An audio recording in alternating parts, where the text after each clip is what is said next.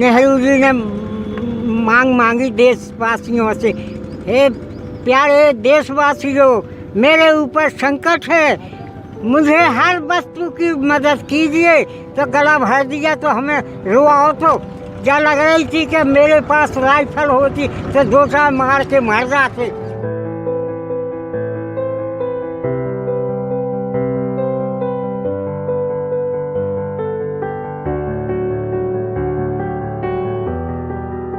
तेरा वैभव अमर रहे माँ, हम दिन चार रहें ना रहें। भारत माँ के इस वैभव को बनाए रखने के लिए ना जाने कितने लोगों ने अपना सब कुछ दांव पर लगा दिया, बिना ये सोचे कि उनके आने वाले कल का क्या होगा। तस्वीरों में दिख रहे ये बदहाल बुजुर्ग उत्तर प्रदेश के झांसी जिले के रहने वाले मोहन लाल हैं। मऊ रानीपुर के अपने गांव सकरार में सड़क किनारे एक पॉलिथीन की झोपड़ी बनाकर अपना गुजर बसर कर रहे हैं।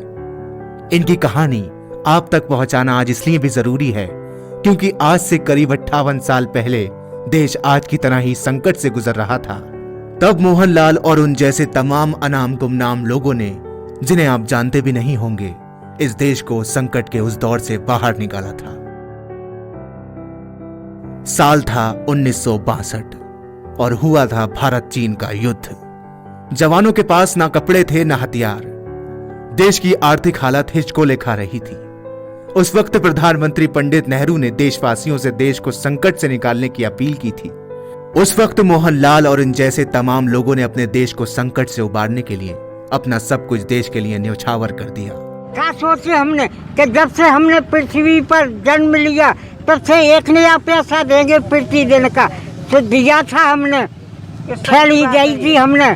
किस साल में दिया था आपने? उसमें 1962 में, जब ये चीन वालों ने हमला किया था उस वक्त भी भारत चीन के संकट से जूझ रहा था और आज भी 58 साल बाद 2020 में चीन से निकले कोरोना वायरस से मोहनलाल उस वक्त को याद करते हुए बताते हैं किस तरह से मंत्री और नेता देश भर में घूम घूम कर लोगों से सहयोग मांग रहे थे। हमने कही देखो जे आगे बैठे टोपी लगाए, इनके हाथन में दियो, तो हमने उसी वक्त में उनके छुरा दिया था। तो मंत्री महोदय जी ने जब बैठे, बनारसी दास सहकारिता मंत्री महोदय जी, अच्छा उस वक्त खोबा ऐसा करो, मंत्री जी ने सुम्मा ने ऐसे रख दे, तो बोले मंत्री जी बोले मोहन की माँ के चरणों में सर सीधा से झुकिए, दंग रहेगा तो पूरा।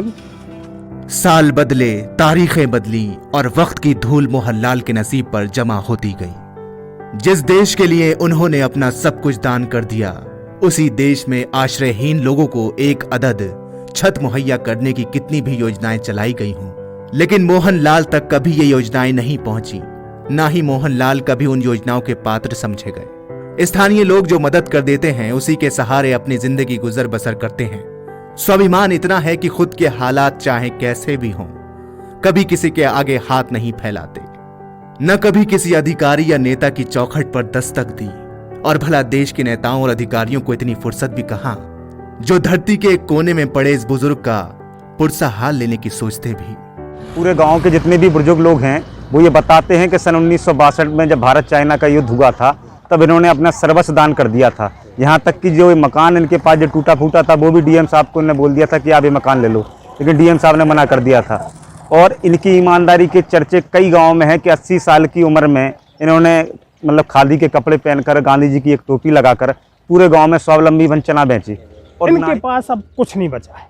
हाँ, पहले इनने माना देश के लाने इतना किया कि इनने अपनी माता जी के चूड़ा भी जो चांदी के थे वो भी इन्होंने उसमें दिए थे। और 62 में चीन की उसमें राहत को उसमें वो लोग आए थे, तो उनने सबसे दान मांगो तो उमें इनने माने दान करो। तो अब इनका रहन सहन किस तरीके से चलता है? खान पियन कैसे? खान पियन को अगर कोई दे दे तो ये लेता है, नहीं तो किसी का एक पैसा नहीं लेता है, ना मांगता है। आज मोहन कुशवाहा के पास ना खुद के रहने का ठिकाना है और ना ही खाने की व्यवस्था। कोरोना का संकट शुरू हुआ तो बेसहारा लोगों को मदद मिलना शुरू हुई। ये बुजुर्ग भी मददगारों के जहन में आए, लिहाजा इन्हें राशन और कुछ रुपयों की राहत पहुंची है। लेकिन हालात को देखकर आपको अंदाजा लगाना मुश्किल नहीं होगा कि इन बुजुर्ग की जिंदगी कैसे बीत रही है।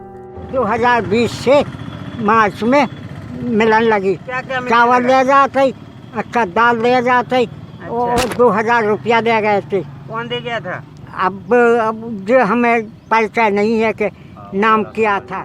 ये मोहनलाल की जिंदगी का एक हिस्सा है जो हमने आपको दिखाया है, लेकिन इस बदहाली में ना जाने कितने दिन और कितनी रातें उन्होंने गुजार दी। रिश्ते निभाने के लिए उनके पास कोई नहीं है, न पत्नी न बेटा, मगर इन बुजुर्ग ने पूरे देश को अपना समझा है। इन बुजुर्ग की कहानी समाज को एक आईना दिखाती है कि देश संकट में हो तो खुद को मिटा के भी देश को आबाद करो, लेकिन माटी के ऐसे सपूतों को देश के जिम्मेदार और समाज का बड़ा तबका गुमनामी के अंधेरे में छोड़ दे, ये भी तो अच्छी बात नहीं है।